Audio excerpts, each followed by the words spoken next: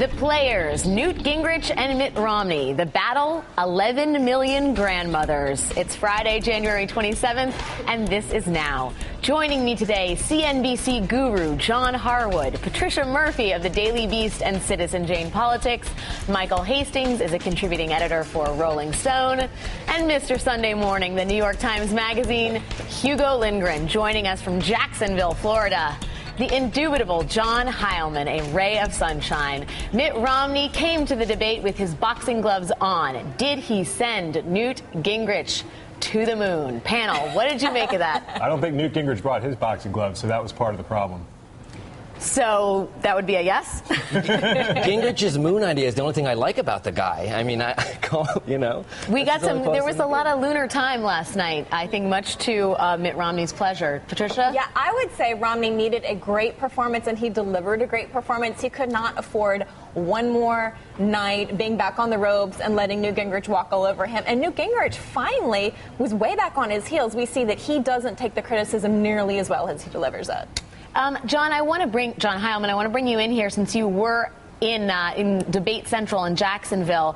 We know that Mitt Romney has been working with former McCain debate coach and Bachmann advisor Brett O'Donnell. That seems to have paid off for him.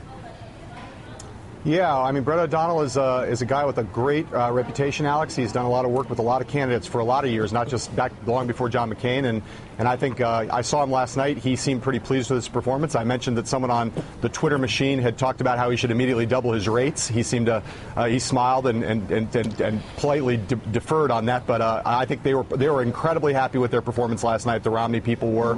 The Gingrich people obviously not. You know, you are the creator of the angry teddy bear comparison with Newt Gingrich. And for that, I expect Carolina, to be charging higher rates in the coming months. Rates. Yes, as you should. Florida, and you know, back in the library. They have libraries in Florida. There's debate I bring my library with me everywhere I go, John Harwood. I think that may have been John Harwood making that crack. The angry teddy bear was missing, though. You know, the last week it was kind of ATB FTW, angry teddy bear for the win in South Carolina. And down here it was more like ATB MIA. And I think the question for a lot of Gingrich supporters is whether we're soon going to be looking at ATB RIP. Oh, so many abbreviations. I got to think you rehearsed that one, but you are a man of letters, as is evidenced by that extensive library. John Harwood, let's get you in here, and let's play a little bit of sound from the debate last night to just show our audiences specifically what we're talking about. Romney attacking Gingrich, or Gingrich and Romney going back and forth on the Fannie Mae Freddie Mac question. We discovered to our shock, Governor Romney owns shares of both Fannie Mae and Freddie Mac. Governor Romney made $1 million off of selling some of that. I don't own stock in either Fannie Mae or Freddie Mac. There are bonds that the investor has held through mutual funds. And, Mr. Speaker, I know that sounds like an enormous revelation, but have you checked your own investments? You also have investments through mutual funds that also invest in Fannie Mae and Freddie Mac. Right. It was like Showtime at the Apollo, just zingers being thrown. But I actually thought that it was a really effective moment for Mitt Romney. It was. And if you looked at Newt Gingrich's body language, he was sort of like the NFL quarterback who's been knocked cold by the defensive lineman. He says, yeah, you got me. This was the story for Newt Gingrich last night.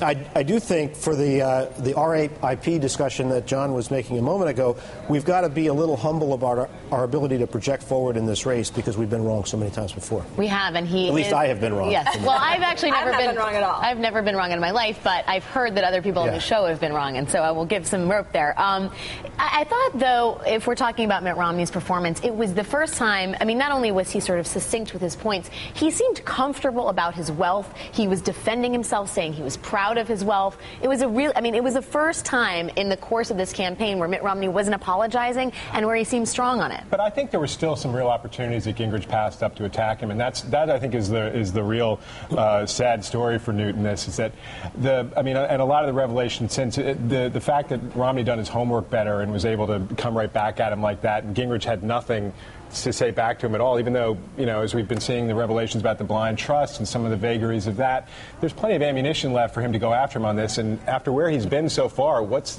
there to lose? I don't understand why he's not doing it. Yeah, I feel like last night I feel like it was a turning point for Mitt Romney. And to your point, it's the first time he actually owned who he is. And the moment he said, I am proud of being successful, to me I was like, finally, he has woken up, he's flying his flag, and he's just being who he is. And I was tweeting back and forth with people, and they're like, what took so long, Mitt Romney? Welcome to the race. But there are limits as to how far you can fly that flag. If you start taking that too far. The money flag. Well, I mean, you remember the famous picture of Romney and his Bain colleagues with dollars coming out of their pockets. I don't think he's going to be posing. Hey, John, who doesn't have photos like that in their photo albums? John Heilemann, we heard from one of our NBC embeds that Newt Gingrich doesn't really do debate prep, that he kind of watches old movies and maybe has a snack.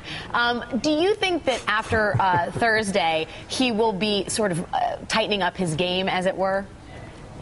Well, I don't know that there are going to be any more debates, Alex. It's possible that this race will end. I'm not predicting it at all, but, we're going to have another debate scheduled for several weeks, and I don't think that Gingrich is ever going to change. I think that is the story of this debate. He is a guy who believes in his power on the stage and is an opportunistic debater. He does not do a lot of debate prep. He comes in, he looks for his moment, he tries to seize it. If he gets those moments, he can be very effective. If he doesn't, he's not. He did not have a strategy. He did not have a plan when it came into this debate, and it really showed, as opposed to Romney, which is not just a matter, as Hugo said, of doing homework. I mean, Mitt Romney had a game plan. He had things he wanted to execute on. He had a strategy for how to win, for what he needed to do, and he accomplished those things. And the contrast between the two of them in terms of their preparation, their planning, and their execution could not have been more stark. And we know that earlier in the day there were Romney surrogates, including Jason Chaffetz, in the audience at Gingrich events defending Mitt Romney, which speaks to a level of organization that the Gingrich campaign just doesn't have. I thought, to John's point,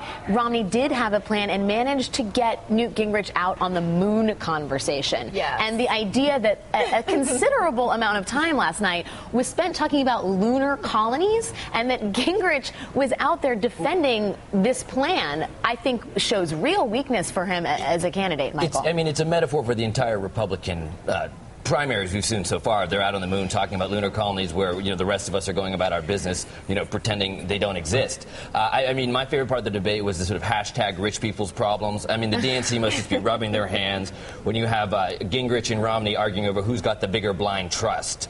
Would they impose 999 on the moon? Yeah. That work? I'm sure that's the one place that you could get some support for it. But I guess my question for John down in Florida would be, you saw Gingrich in Iowa also peter out on the final debate before the big show, and did you get a sense that happened last night as well? That Gingrich, when he really had his moment, he just didn't seize it. Well, it's interesting, Michael. There's no question the analogies between Gingrich in Iowa and Gingrich here are pretty striking in the sense that he seems to perform inversely to where he is in the polls. When he's riding high, he performs poorly, and when he is coming from up and under, like as an underdog, he performs better, as he did in South Carolina last week, where he really that was an equally high-pressure primary for him. He had to win it if he was going to stay in the race, and he did incredibly well. So it's not a question of him not reacting to pressure. I think it's a question of what his status is in the face of the pressure. And the moon colony thing is so interesting because Gingrich is in this opportunistic. I said opportunistic before. In a way, it's kind of de-opportunistic. He's like a dog on a bone. When there's something that is out there that he cares about and that he feels as though he's being unjustly maligned, he will not let it go. And he was like that last night. And I think throughout the debate, Romney was successful, and they've been trying to do this as part of a concerted strategy that's been going on all week, trying to get under Gingrich's skin on things where they know he will get irritated. When he gets irritated, he gets fixated, and fixated is not a recipe for nimbleness, and it's not a recipe for focus or success. And it's only a matter of time, I think, until we have the hotly contested debate over electromagnetic pulse attacks that Newt Gingrich also thinks we are on the moon. We are at risk for. John Heilemann.